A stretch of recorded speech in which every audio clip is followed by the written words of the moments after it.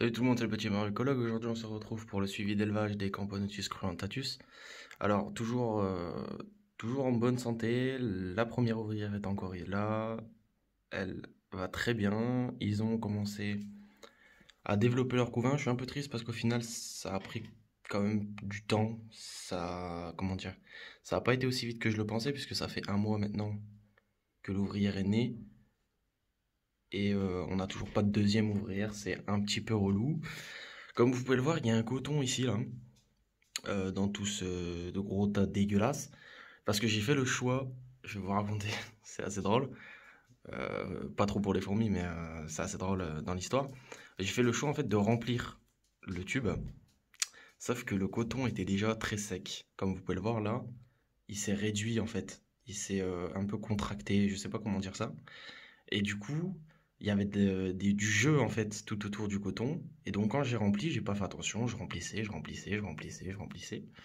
Et en fait, l'eau, elle a commencé à passer ici, à l'intérieur du tube. Et l'ouvrière qui est ici, j'ai dû faire une intervention avec un coton-tige pour aller l'aider dans le fond du tube, etc. Parce qu'en fait, elle était en train de se noyer dans une goutte d'eau. Elle était sur le dos, elle galérait, elle n'arrivait plus à se remettre. Le tube est en verre, donc ça devait glisser pas mal. J'ai dû intervenir et donc du coup pour enlever un maximum l'eau, pour éviter qu'elle se renoie, j'ai dû mettre un coton. Et je sais pas pourquoi ils ont mis du coup le noir la saleté qui s'était mis sur le coton, ils l'ont déplacé sur ce coton-là. Je suppose que c'est pour pouvoir avoir un accès plus facile à l'eau, mais tout est rentré dans l'ordre et tout va bien maintenant quoi. Je suppose que c'est cette petite péripétie qui a ralenti le développement du coup de la fondation. Mais bon, de toute façon je vais pas chipoter pour, je sais pas, il y en a pour combien de temps là? Je vois il y en a un beau gros là, dans les mandibules de l'ouvrier.